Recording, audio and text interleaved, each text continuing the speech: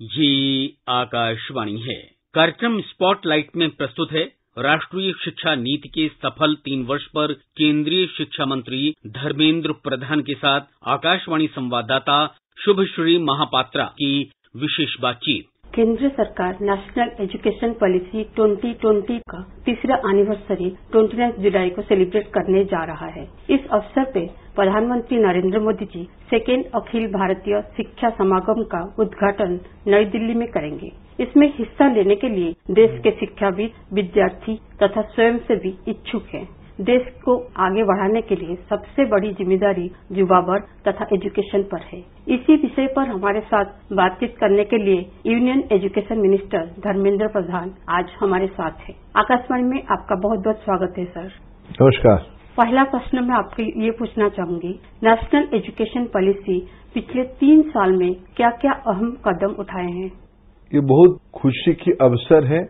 आने वाले 29 जुलाई को माननीय प्रधानमंत्री नरेंद्र मोदी जी राष्ट्रीय शिक्षा नीति की लागू होने की 3 साल के उपरांत दूसरी अखिल भारतीय शिक्षा समागम में मुख्य अतिथि के रूप में आएंगे। इस 3 साल में अगर मैं 3 प्रमुख कामों को आपके सामने रखूं, भारत की छोटे बच्चों के लिए, विशेष करके अभी तक भारत में आयु 3 से 5 तक बच्चों को स्कूली शिक्षा के हिस्सा में परिवर्तित नहीं किया जाता था। कोई इंस्टीट्यूशनल व्यवस्था फॉर्मली नहीं थी। आंगनबाड़ी अभी भी है। उसकी मूल उद्देश्य न्यूट्रिशन था, गांव की बच्चों के लिए, समाज की नीचे तबके की बच्चों के लिए। शहरों में संपन्न परिवारों की बच्चों के लिए प्ले स्कूल था।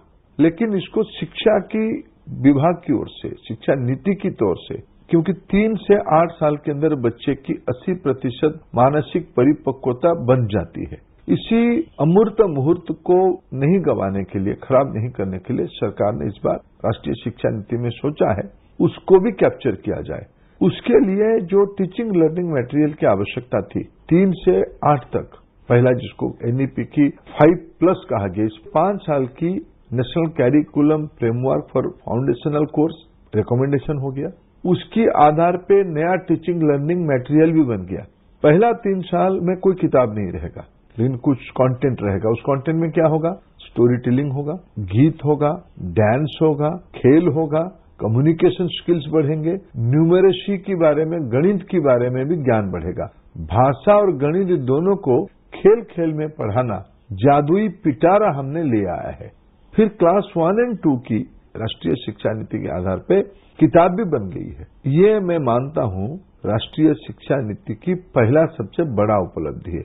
दूसरा सबसे बड़ा उपलब्धि में एनईपी का मानता हूं भारतीय भाषा के अंदर पढ़ाने की माहौल बनाना। आज तो स्कूल शिक्षा से लेके इंजीनियरिंग और मेडिकल कॉलेज की शिक्षा तक भारतीय भाषा के आधार पे किताबें बनना, उसकी अंदर पढ़ाने की व्यवस्था बनना शुरू हो गई है। तीसरी एक प्रमुख उपलब्धि है नेशनल रिसर्च फाउंडेशन की कानून ले आना। इसी मानसून सेशन में एनआरएफ जैसे एक प्रोग्रेसिव और फ्यूचरिस्टिक पॉलिसी भारत सरकार बनाने का काम पूरा कर देगी। आज की दुनिया में एजुकेशन को स्किल बेस्ड होने की जरूरत है ताकि देश की प्रोडक्टिविटी बढ़े और एम्प्लॉयमेंट जनरेट भी हो। इसके लिए नई शिक्षा नीति कैसे मददगार साबित होगा? राष्ट्रीय शिक्षा नीति ने एक प्रमुख रिकमेंडेशन किया है, भारत की शिक्षा व्यवस्था स्किल बेस्ड हो, वोकेशनल एजुकेशन बेस्ड हो। पहले ये एक पैरेलल ट्रैक में चलता था, certificate oriented, examination oriented, degree oriented व्यवस्था था। उसमें कॉम्पिटेंसी एक सेकेंडरी एस्पेक्ट था। एनईपी का एक प्रमुख रिकमेंडेशन है, दोनों परिपूरक है। डिग्री भी महत्वपूर्ण है, सर्टिफिकेट भी महत्वपूर्ण है, एग्जामिनेशन तो उसके लिए एक प्रमुख रास्ता है, साथ ही साथ कॉम्पिटेंस भी चाहिए, दक्षता चाहिए। कहां से आएगा दक्षता? स्किल से आएगा, वोकेशनल एजुकेशन से आएगा। इसीलिए क्लास 6 से आगे इसको फॉर्मल एजुकेशन के अंदर स्किल्स को लाया जाए। और आज की स्किल्स का अर्थ क्या है? क्लाइमेट कंसर्न के बारे में, ग्रीन एनर्जी के बारे में, डिजिटल इकोनॉमी के बारे में भी स्किल्स चाहिए। दुनिया की साइंटिफिक कैपेसिटी को मैपिंग करने के लिए स्कूल से ही अगर हम नॉलेज के साथ स्किल्स डालना शुरू करेंगे तभी तो हम विश्वगुरु बनेंगे। ये व्यवस्था आज एनईपी में है। जैसे जैसे समय बदल रहा है, एजुकेशन सेक्टर में टेक्नोलॉजी का इस्तेमाल लगातार बढ़ रहा है। आपकी मिनिस्ट्री 2020 में पीएम ई विद्या योजना शुरू किया था। प्रधानमंत्री ने G20 एजुकेशन मिनिस्टर्स की मीटिंग में ई लर्निंग पर ध्यान देने के लिए बोला था। प्रधानमंत्री ने स्वयं ऑनलाइन पोर्टल के बारे में भी चर्चा की थी। मंत्री जी, एजुकेशन फील्ड में जो डिजिटाइजेशन हो रहा है उसके बारे में आप हमारे श्रोताओं को थोड़ा और जानकारी देंगे। देखिए, टेक्नोलॉजी वर्तमान के समय की अत्यंत आवश्यकता की विषय बन चुकी है। आज हम अपने रोजमर्रा की जिंदगी में बहुत सारा चीज टेक्नोलॉजी के ऊपर, उसे डिजिटाइजेशन के ऊपर आश्रित हो चुके हैं। इसको शिक्षा में कैसे लाए, ज्ञान आहरण और वितरण में कैसे लाए, यह हमारे सामने एक चुनौती है। लेकिन उस दिशा में भारत सरकार काफी प्रगति कर रहा है, काफी उसमें से पॉलिसी बना रहे हैं, काफी इन्वेस्टमेंट कर रहा है। इसके लिए आज शिक्षा जगत में स्कूली शिक्षा के लिए दीक्षा पोर्टल, उच्च शिक्षा के लिए स्वयं पोर्टल और ये जो डिजिटल नॉलेज रिपोजिटरी है, ये दोनों चीज सैटेलाइट के थ्रू डिस्ट्रीब्यूशन हो यानी टेक्नोलॉजी के माध्यम से डिजिटल प्लेटफॉर्म पे आए तो अपने फोन तक पहुंचे। कोरोना के समय में एक रिसर्च ने कहा भारत में 67% घरों में स्मार्टफोन आ चुका है। भारत की सभी राज्य सरकार अपने बच्चों को डिजिटल एजुकेशन में जुड़े, डिजिटल लिटरेसी बढ़े, उससे उनकी प्राथमिकता के विषय है। अभी हम एक टीचर से नहीं पढ़ेंगे। डिजिटाइजेशन में अगर हमारे पास ये ऑप्शन उपलब्ध हो जाएगा कि मेरे को स्टैंडर्ड 6th में मैथमेटिक्स की उस टीचर से भी पढ़ना है तो डिजिटाइजेशन के माध्यम पढ़ सकते हैं। ये डेमोक्रेटाइजेशन टेक्नोलॉजी ने हमको अवसर दिया है। ये भी राष्ट्रीय शिक्षा नीति टेक्नोलॉजी के ऊपर NETF की कल्पना किया गया है। आज हमारे देश में टेक्नोलॉजी अडेप्टेबिलिटी की कोई चुनौती नहीं है। ये हमारी जो 4G 5G की रिवोल्यूशन देश में हो रहा है, उसकी सबसे लाभ किसी को मिलेगा तो एजुकेशन सेक्टर को मिलेगा। स्कूल में ड्रॉप आउट रेट को कम करने के लिए सरकार क्या क्या कदम उठा रहे हैं, स्पेशली लड़कियों का ड्रॉप आउट?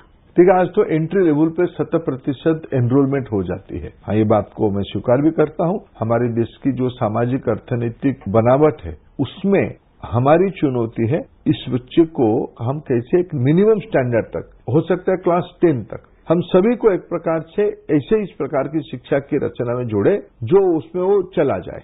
10 के बाद फिर उसकी दक्षता के ऊपर, उसकी बौद्धिक क्षमता के ऊपर वो अपने रोड मैप बनाए। काम करना है तो उसी में वो आगे बढ़े, हायर स्टडीज में जाना है तो उसी में वो आगे बढ़े। सभी लोग एक मैड रस ना करे कुछ विषयों के लिए। इसीलिए इस बार जब राष्ट्रीय शिक्षा नीति की नई पाठ्यक्रम बन रहा है, उसको ऐसे ही संरचना किया जा रहा है कि भाई ये कम से कम 10th क्लास तक चले, 100% GR उसकी निरंतरता बने रहे, तब जाके हमारे देश की मानव संबल की दक्षता और बढ़ेगी।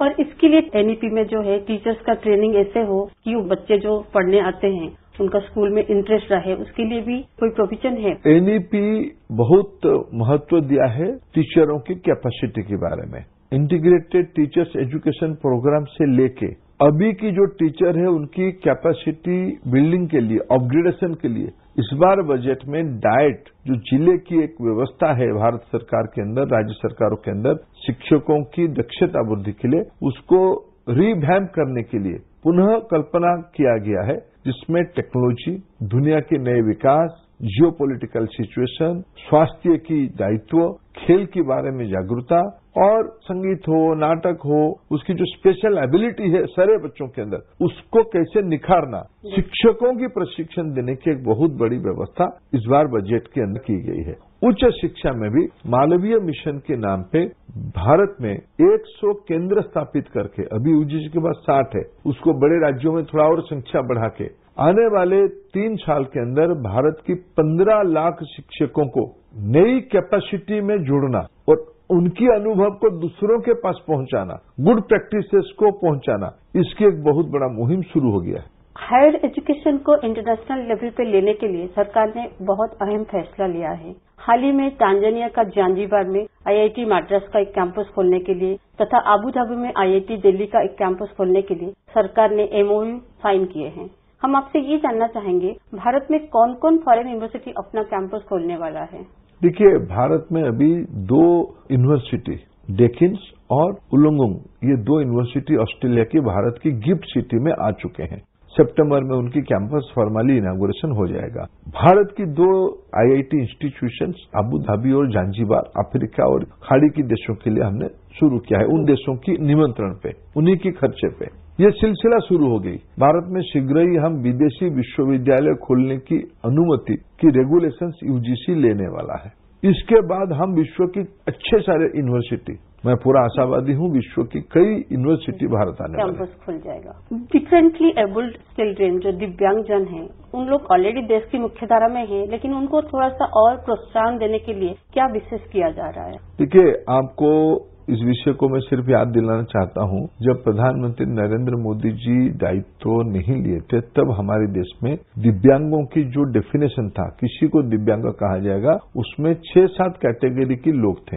पहला काम मोदी जी ने किया कि उस 6 विषय को बढ़ा के 22 किया है, उसके लिए कानूनी व्यवस्था किया है, उसको कैपेसिटी बढ़े, वो मेन स्ट्रीम पे आ पाए, वो उनको नेग्लेक्ट फील ना हो। स्कूल शिक्षा से लेके women and child development department से लेके वेलफेयर डिपार्टमेंट तक सभी ने एक होल ऑफ गवर्नमेंट अप्रोच में उनकी कल्याण हो, उसी काम पे आज हम लगे हैं।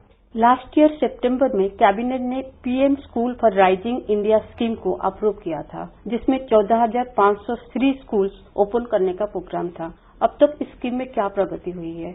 देखिए, अभी 14,500 की टारगेट में से अभी जब प्रधानमंत्री जी 3 साल की सालगिरह में अखिल भारतीय शिक्षा संगम में आएंगे, उसी दिन 6,000 से ज्यादा स्कूल का काम एक प्रकार से उनको पीएम श्री की स्टेटस दे दिया जाएगा। भारत की लगभग सभी राज्यों ने ऑनबोर्ड हो गए हैं। कुछ राज्यों की अभी भी कुंठा और अनिच्छुकता है, उनको हम लगे हैं समझाने के लिए। एनईपी को अगर सफल बनाना है तो एक पायलट के नाम पे, क्योंकि भारत में तो स्कूल है 15 लाख में 14,500 बहुत छोटी संख्या है, लेकिन एक मॉडल स्कूल के नाते, पायलट के नाते हम उसको शुरू कर रहे हैं।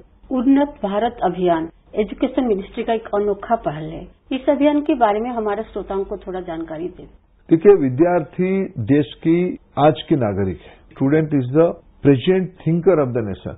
उन्हीं की मानसिक विचार में से ही देश आगे बढ़ेगा। इसीलिए हर एक विद्यार्थियों में, विशेष करके हायर एजुकेशन में जुड़े हुए विद्यार्थियों में कर्तव्य बोध भरे उन्नत भारत अभियान के नाम पे भारत को एक भारत श्रेष्ठ भारत बनाने के लिए एक भावना मन में आए, ये उसकी एक प्रयोग है। और मैं पिछले दिनों में मैं पार्लियामेंट में उसको उत्तर देते हुए जानकारी दिया देश को कि 3,500 कॉलेज उसमें से जुड़ चुके हैं। आने वाले दिनों में भारत की सभी उच्च शिक्षण संस्थान को उसमें से जोड़ना और उसकी जो हर एक विद्यार्थी के मन में समाज के प्रति जो समर्पण भाव है, उसको एक चिंगारी बनाना, ये उसकी उद्देश्य प्रोग्राम का में सफलता के साथ हमने पिछले 5-6 साल से उसको कर रहे हैं और आने वाले दिनों में उसको भी और तेजी देंगे। एनसीईआरटी का सिलेबस को लेकर अक्सर बहुत मिस इन्फॉर्मेशन स्प्रेड होता रहता है। हम आपसे आपकी राय जानना चाहते हैं इसके बारे में। देखिए, इन दिनों में जो कुछ एक विवाद सामने आई है, ये तो राजनीतिक विवाद है, उद्देश्य से प्रेरित विवाद है। उस विवाद की हेतु क्या था? कोरोना आया, विश्व भर की एक सहमति बनी कि बच्चों के ऊपर कम बोझ दिया जाए। इसीलिए क्या करना, किताबों में जो रिपीटेटिव चीज है, बारंबार जिस विषय को कहा गया है, ऐसे कुछ चीजों को हल्का करना, छोड़ना नहीं। इसीलिए एनसीईआरटी ने एक रेशनलाइजेशन के लिए कमेटी बनाई, उन्होंने कुछ पैरवी किया और एनसीईआरटी एक स्वतंत्र संगठन है, उन्होंने उसको रेशनलाइज किया।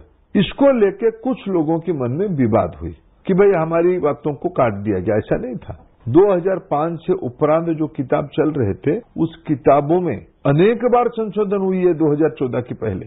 कल यानी 29 जुलाई को एजुकेशन मिनिस्ट्री का जो सेलिब्रेशन एनईपी पे होने जा रहा है, उसका थोड़ा हाईलाइट्स हमें बताएं।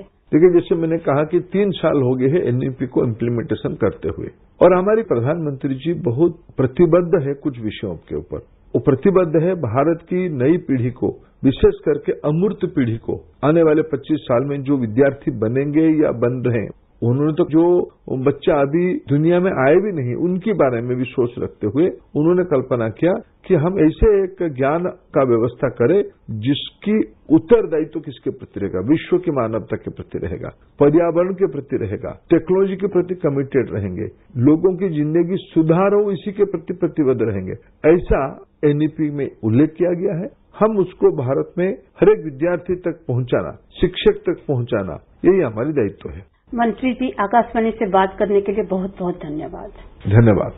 अभी आप सुन रहे थे राष्ट्रीय शिक्षा नीति के सफल 3 वर्ष पर केंद्रीय शिक्षा मंत्री धर्मेंद्र प्रधान के साथ आकाशवाणी संवाददाता शुभश्री महापात्रा की विशेष बातचीत। ये कार्यक्रम आकाशवाणी के समाचार सेवा प्रभाग द्वारा प्रस्तुत किया गया। इसे आप हमारे mobile app news on AIR और YouTube channel news on AIR official पर भी सुन सकते हैं।